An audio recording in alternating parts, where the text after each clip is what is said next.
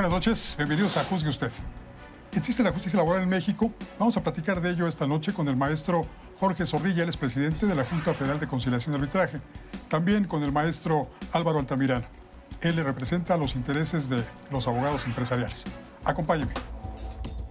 Maestro Jorge Zorrilla, bienvenido, muy buenas noches. Muchas gracias, Paco, por permitirme compartir contigo en este programa. Para Juzgue Usted es un honor que el presidente de la Junta Federal de Conciliación y Arbitraje nos acompañe. Al contrario, el honor es mío. Muy Gracias. amable. Maestro Álvaro Altamirano, muchas gracias por estar aquí con nosotros. Encantado. Abogado de empresas, maestro también en Derecho. Sí, maestro en Derecho y profesor de la Escuela Libre de Derecho, con mucho honor y con mucho gusto. También es un honor que nos acompañe, muchas gracias. Encantado.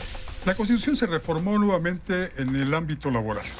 Esto sucedió en diciembre del año pasado y fue promulgada en febrero de este 2017. Hay un año para llevar a cabo, para plasmar en leyes secundarias esta reforma. ¿De qué trata la reforma, señor presidente? Fundamentalmente se trata de establecer con mucha claridad un dilema que veníamos sufriendo. Separar la parte de la conciliación de la parte de la controversia. Y entonces los asuntos que tienen controversia, los juicios, irán al Poder Judicial, pero previamente pasarán a una institución que se preocupará y tratará de conciliar los intereses de las partes bajo el principio básico que más vale un buen arreglo que un mal pleito. Claro, porque era una especie de contradicción que el ámbito laboral estuviese para dirimir sus diferencias en el Poder Ejecutivo, ¿no? Cuando debería haber estado en el Poder Judicial. Bueno, sí ha sido un tema muy importante de órganos jurisdiccionales que dependen del Poder Ejecutivo, pero sin embargo es algo que permite nuestra propia Constitución. Si la división de los poderes no es precisamente tan tajante, porque también, por ejemplo, el Legislativo tiene funciones jurisdiccionales, por ejemplo, en los juicios políticos de procedencia. El Poder Judicial también emite normas, pero sí era, yo creo que muy relevante regresar, en términos de la Constitución, la parte judicial al Poder Judicial. Eso era un tema que yo creo que estaba pendiente. Entre los motivos que se plantearon para hacer esta nueva reforma, se habla de que ahora habrá menos sindicatos blancos, de que ahora los derechos de los trabajadores estarán verdaderamente garantizados por organismos gremiales que efectivamente representen sus intereses.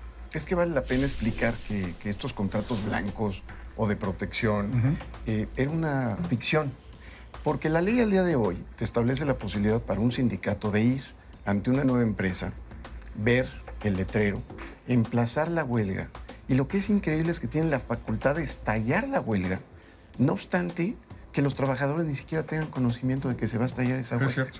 Y solo hasta después de estallar la huelga tienes un procedimiento que se llama inexistencia de la huelga, que lo tienes que plantear en las 72 horas siguientes, solicitar el recuento de la votación de los trabajadores y solo hasta ese momento los trabajadores pueden votar si quieren o no huelga. Entonces, para evitar este proceso que se daba muchas veces en un efecto de extorsión, se creó esta figura de los contratos de protección, que no era más que un documento firmado entre el representante de la empresa y un líder sindical que se depositaba ante la Junta de Conciliación y no había una representación real de los trabajadores. Y que a la postre afectaba a la empresa. Por supuesto, y también a los trabajadores. Y no había un principio de libertad de asociación y representación sindical real que tanto necesitamos en nuestro país, Paco. Es cierto. Hay expertos que señalan que paulatinamente se ha ido perdiendo una función que el Estado, por mandato constitucional, tenía, la tutela de los derechos de los trabajadores. ¿Sucede esto con la nueva legislación? No, desde luego que no. En la parte sustantiva, no, la reforma no contempla de ninguna manera el afectar los intereses de los trabajadores.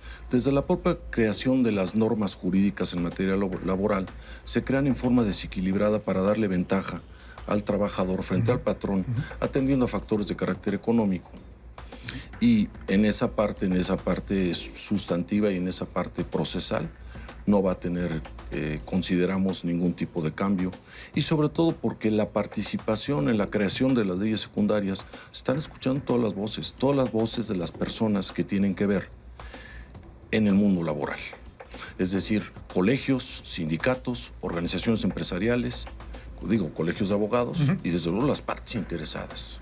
¿Qué es lo que debe ser? Así debiera ser siempre, Claro. no siempre es así. Sí, lamentablemente no todo el tiempo sucede. Desaparecen las juntas federales de conciliación, también las locales. Sí, se transforman. Se transforman. No podemos hablar que se extinguen, sino que se transforman. ¿Por qué? Porque van a realizar una función fundamental que va a ser la conciliación. La conciliación no como una apuesta fantástica, sino como una realidad. Debo decirte, mi querido Paco, que actualmente la Junta Federal de Conciliación y Arbitraje concilia el 30% de asuntos individuales y estamos conciliando el 100% de asuntos colectivos, que son los más complicados. Claro. Ese es nuestro récord. Entonces, teníamos que llegar a ese punto para evitar de que se vayan a un juicio a la creación de este instituto de conciliación. Lo que va a generar es que antes de llegar a un juicio pasen ese procedimiento y mediante expertos, personas preparadas, busquen que las partes lleguen a un acuerdo. A un acuerdo y desde luego se eviten un litigio. ¿Y qué va a pasar, maestro Altamirano? ¿Qué va a pasar con los juicios que están en curso y que llegado el momento que la ley marca, creo que es febrero de 2018, en que ya pasarán a un instituto, ya no a una junta local? ¿Esos juicios se interrumpen o entran a una nueva fase? ¿Qué pasa con ellos? Tenemos realmente ahí varias opiniones y lo interesante es que se está en discusión en este tema en particular. Algunas voces dicen que esos juicios debería de terminar de resolverlos la Junta de Conciliación. ¿Por qué? Porque tienen una ley, tienen un tribunal, tienen funcionarios y deberían concluirlos y quizás se debería de dar un lapso de 1 o 2 años más para que se resuelvan. Otras voces dicen no, vamos a acabar totalmente con las juntas de conciliación y arbitraje y pasemos todos los expedientes a los nuevos tribunales laborales, ya sean federales o locales, lo cual va a generar un tema que es muy importante, que es presupuestal. Es decir, si cambiamos la justicia simplemente de las juntas de conciliación que dependen del Poder Ejecutivo a los tribunales de lo laboral que dependerán del Poder Judicial y no le damos el presupuesto necesario, realmente el cambio no va a tener sustancia. Lo que queremos es justicia pronta, expedita, gratuita y eficiente. Y eso es lo que si no es expedita, no es justicia. Bueno, para nadie. El costo, el abogado, el tiempo. Tú imagínate una familia, un despido, una persona, un padre de familia que de él dependen sus hijos, su esposa en muchas ocasiones, pues quedarse sin el sustento familiar. No puede tener alimentación, no puede tener habitación, claro, no puede tener educación. Y realmente por eso debemos de hacer que los juicios sean, al día de hoy deberían de ser de 2 o 3 meses máximo. Y al día de hoy duran, no me dejará mentir el señor presidente de la Junta de Conciliación, pues 2, 3 o 4 años o más incluso. Sí, hemos visto movimientos de huelga que duran décadas incluso.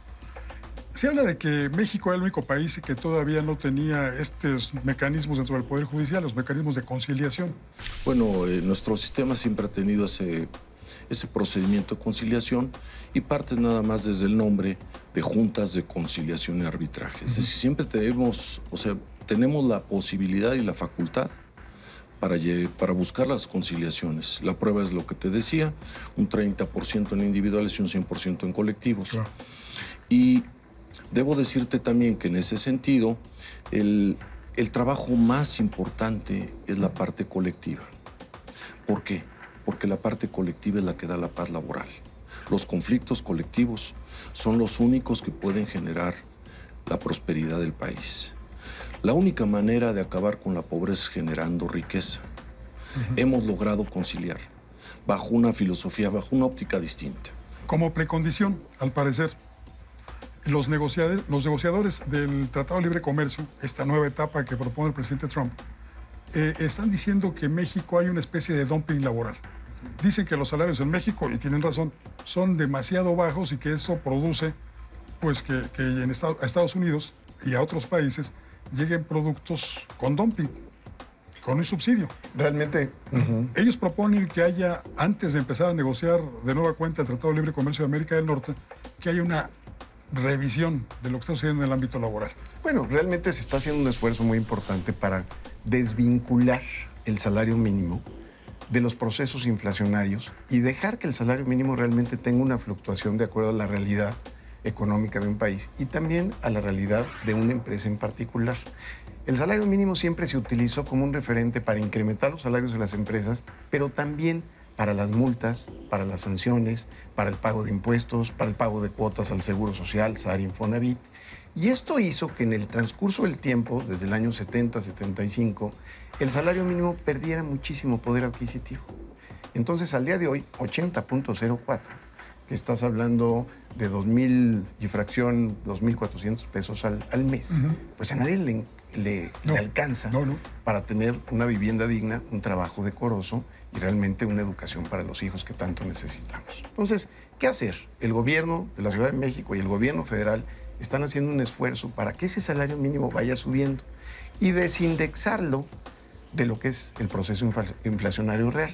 Para eso se crea la UMA, la Unidad de Medida y Actualización, que esa será la unidad que se utilizará ahora para efectos de calcular impuestos, multas, sanciones y cuotas al Seguro Social.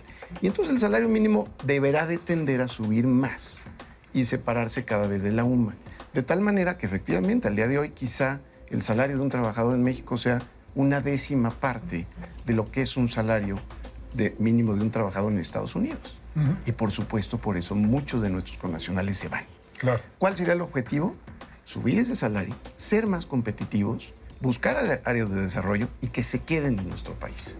Y bueno, y en esta lucha no solamente están el jefe de gobierno de la Ciudad de México y el gobierno federal. Correcto. También la Coparmex, ¿no? Por supuesto. Es increíble que la propia Coparmex, un sindicato de empresas, de empresarios, esté gestionando el aumento del salario mínimo. Es que a nadie le conviene como estamos. Por supuesto. A todos nos conviene ganar más. Claro. Y mejor. Que haya mercado interno, que podamos comprar, que podamos producir, que podamos... La economía se mueve. Entre más le pagues tú a tus empleados, ellos van a tener la posibilidad de comprarte más productos que tú produces o de contratar más servicios que tú prestas. Claro. Y eso es importantísimo. Eso nos beneficia a todos, definitivamente. Sin duda. Maestro Zorrilla, lamentablemente se nos agotó el tiempo, pero hay muchísimo de qué platicar y yo esperaría que en una próxima ocasión aceptara venir nuevamente con nosotros. Con mucho gusto, Paco. Cuantas veces quieras estamos a tus órdenes. Muchísimas gracias. Gracias, muy amable. Maestro Altamirano, muchísimas gracias por su Paco, presencia. gracias por la invitación, ¿eh? Todo un honor estar aquí. En su casa. Y con el maestro Zorrilla. Gracias, Claro, pues. gracias, Claro. Álvaro. Muchas gracias. Conciliación entre capital y trabajo. Incremento a los salarios mínimos. Presiones de los Estados Unidos. De eso y más hablamos esta noche con nuestros invitados. Ahí tiene usted ya los elementos. Así que ahora, juzgue usted. Soy Francisco Rodríguez, le agradezco su atención. Lo invito a reencontrarnos aquí la próxima semana. Mientras tanto, le deseo como siempre que haya buenas gracias y muchas, muchas noches.